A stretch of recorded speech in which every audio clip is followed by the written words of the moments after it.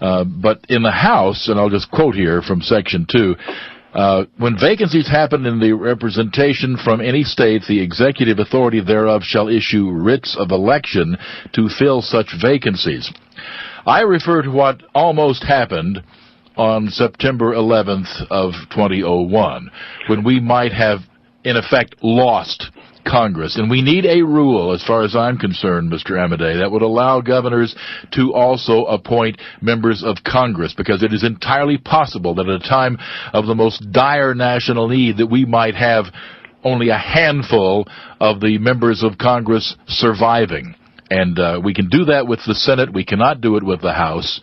And certainly when there is time to hold an election, it should be held. But immediately the governors should have the power to appoint someone pending the ratification by the voters, but not wait until the mechanism, which is a slow one in many cases, of holding an election can take place. Your thoughts? Well, you know what, I'm open-minded to that, Jim. I mean, the practical matter is Dean Heller was sworn into the United States Senate, I think, around the beginning of May.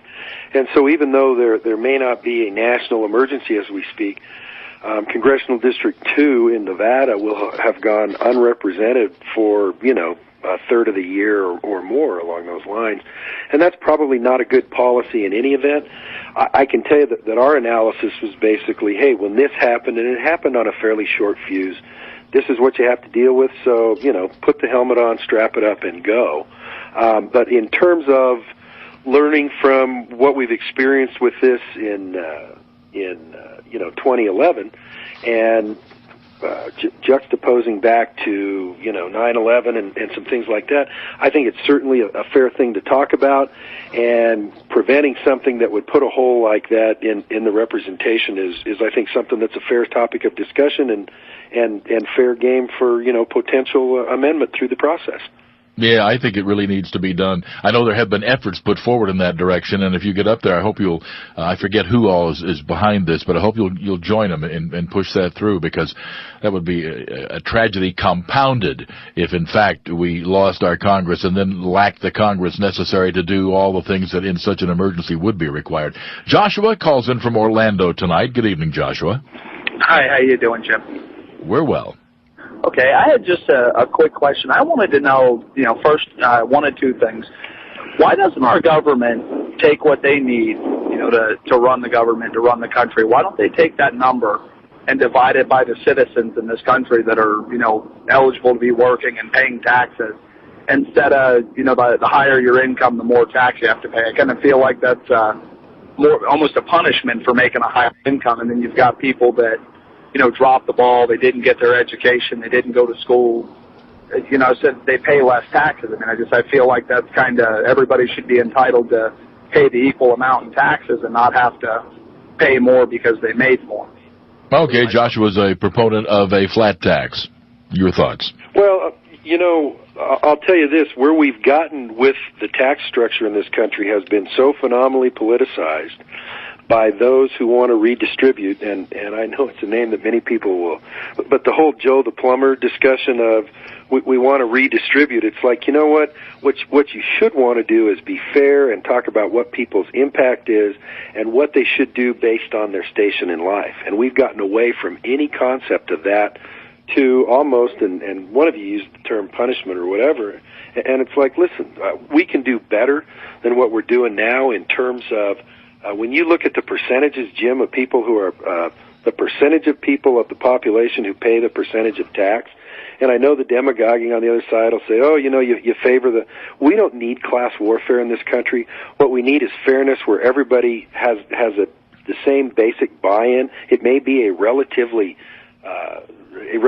similar concept, but this bit where some people basically get to be complete takers and don't have to do anything to invest in the system is, I think, something that's creating this whole class schism in the country on the political side, and it's not doing us any good. It's leading us down the wrong road. We don't need to be separated. We need to be brought together in a team effort to fund the country legitimately for reasonable budget expenditures and go from there.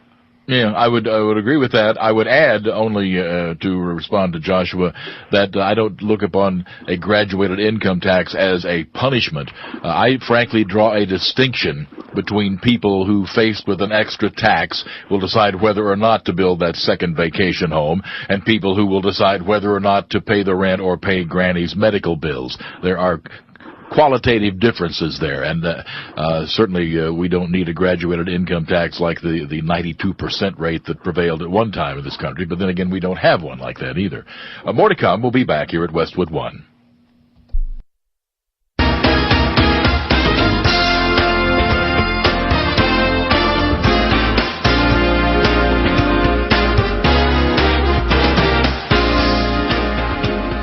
Welcome back to the Jim Bohannon Show as we talk tonight with congressional candidate Mark Amodei, attorney, former member of the Nevada House and the Nevada State Senate, now running for the congressional seat given up by Dean Heller, who's moved on to the Senate in a special election coming up in September, and doing so with an ad that leads off with a woman pretending to be a Chinese newscaster. Let's listen.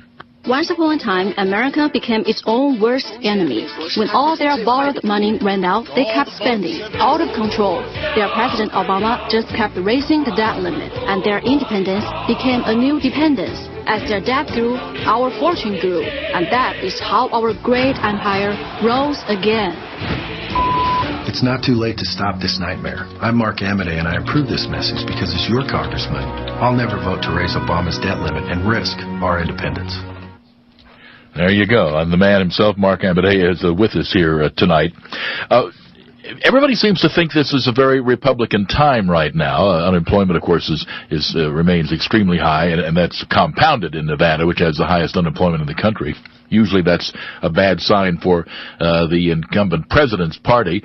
So by all intents and purposes, it would seem this will be a good time for you, and yet I would note this is the same state that threw out the Senate Majority Leader Harry Reid. Oh, that's right. They didn't do that, did they? No, they sure didn't, Jim. And so, although in Congressional District 2, the Senate Majority Leader lost by just short of 20,000 votes, that's nothing to be taken for granted.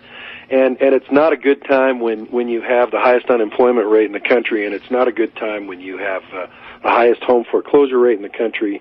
It's not a good time for anything other than let's try to figure out what the problems are. Let's get that spirit of leadership cranked up, and let's go try to change the course for Nevada and for the country. So you won't see anything coming from me in this race that says, hey, it's a good time to be on the red team because everybody's suffering. The public service point is it's time to start turning things around and changing the direction, because we've had a couple years, Jim, of a $4 trillion addition to the debt. We've had a couple years of largest deficit in history, 24% spending increase for the last couple years, Jim, with in the face of a recession. And I mean, it's like, okay, that's been tried. I don't think we're in a position where we're better off than we were a couple years ago. We need to change the course.